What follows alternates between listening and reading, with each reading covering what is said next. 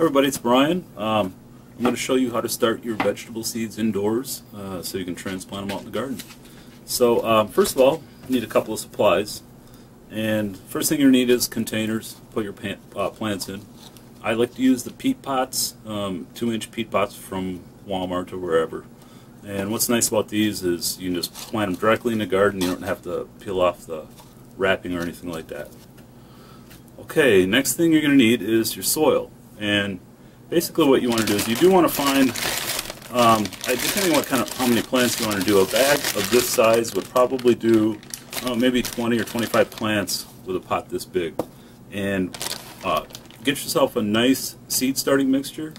Look for the letters OMRI. That's Organic Material Reviews Institute. And that's a great certification to have. There are a lot of them out there like that, so you know you're getting a good product if you get that. So. Okay, so you have your soil, and you have your cups. I've already filled these. Alright, you don't have to fill it completely up to the rim, it's up to you. It makes it a little easier for watering if you leave a little bit of a rim right there. Okay, and next step, before you plant your seeds, make sure you saturate these completely with water. I'll show you what I use to water, and this is the only thing that I use to water during my entire process. I have myself a dedicated container for watering, and I also use a turkey baster just because that seems to be easiest for me. So, alright, I can go ahead and show you.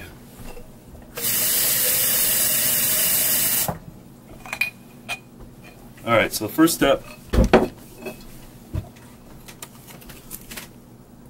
basically saturate this. You're going to fill this up with water, and what you're going to notice when you do it for the first time is there's going to be a lot of water that stays right up on top, and it takes just a minute or two for that to soak in. And you're going to want to do that several times until you can actually feel the sides are moist as well as the bottom. This is only for the first time that you want to do this. Okay? So once you have that done, at that point you're basically ready to plant your seeds. The watering process, it might take 5 or 6 minutes. And a couple of waterings to get that water to all settle down.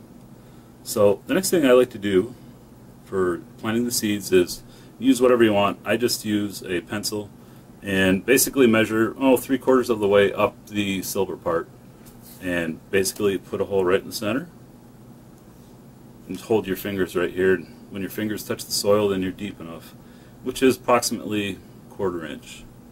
Depending on the seed, 1/4 inch or even a little bit less seems to work fine. Okay.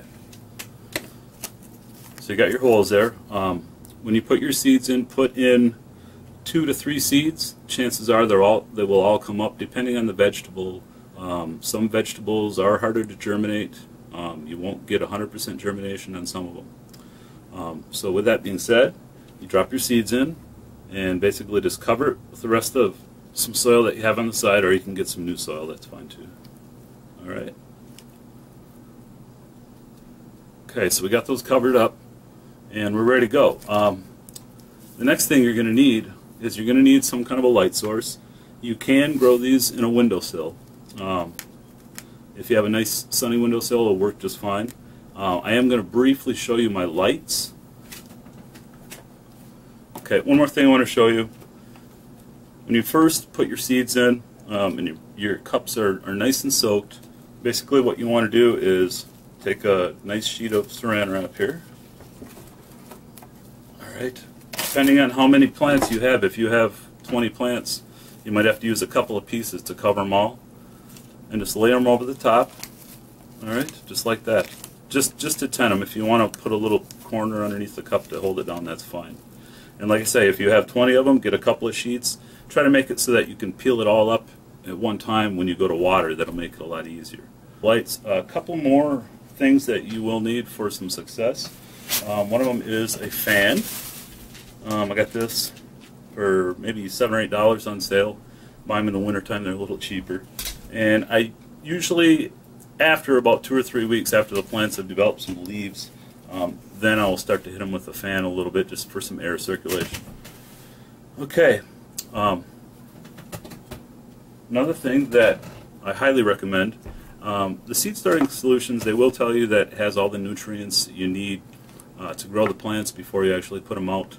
I do like to use a fertilizer. This is a natural fertilizer, no chemicals whatsoever. I use Earth Juice Grow. It's a mild formula. It's 2-1-1 on the formula.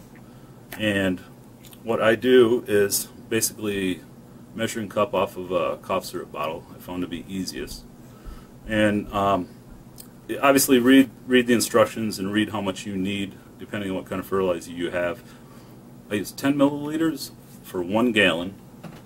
Okay, actually I have some left in here. I have a dedicated jug for this as well. 10 milliliters, fill it up with water, shake this every time you use it, as well as shake this every time that you make another batch as well. So use this and it's going to make a huge difference in the size of your plants. I wanted to make one more note in regards to the size of the pots that you use. Like I say, I am using the 2-inch pots. I have repotted a few of my plants into the bigger 5-inch or 6-inch, whatever this is. It's 5-inch maybe, quite a bit bigger. And just wanted to show you the difference in size on a couple of plants that are exactly the same age. Where is it? Okay, so we have a couple of nice heirloom Brussels sprouts here. Here's your 2-inch pot, all right, and then this is repotted into a bigger 5-inch pot. And as you can see, the difference in size is substantial.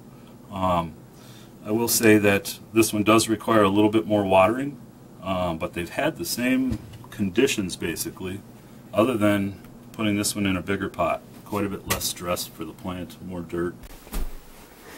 Okay, so everybody, I'm going to show you my grow light system. A couple of notes on lighting. You don't have to have expensive lights to get the seeds to germinate and to grow somewhat. And real quick right here, the lighting system that I'm using, go ahead and give you a link to another video. We'll put it right about there. Click on that and you can watch a video on how this lighting system is made. It's very cost effective. It doesn't cost a lot of money. But I am going to go ahead and show it to you really quick. Just give you a visual here. You can see that. So we have a total of 4 bulbs in there. You see the 4th one's under there. And like I say, you watch that video, that link, it'll show you how to make this thing. This thing's great. This is my 2nd year using this, by the way. Same bulbs and everything. I recommend going to a couple of websites, getting some catalogs. I bought several seeds from Annie's. There's Park Seed that I love reading these things. These are great. And also Territorial Seed Company. This is a great catalog. I've also ordered a lot of seeds from them. So that's why I do it. I have heirloom Brussels sprouts here, which are a rubine, kind of a purple Brussels sprout. Also have nice Cherokee purple tomato back here, a couple of those. And also some Filderkraut cabbage right in the front, and plenty of nice hot peppers. We have a couple of Scotch bonnets and a pepper called a Fireball pepper that I'm going to try this year. So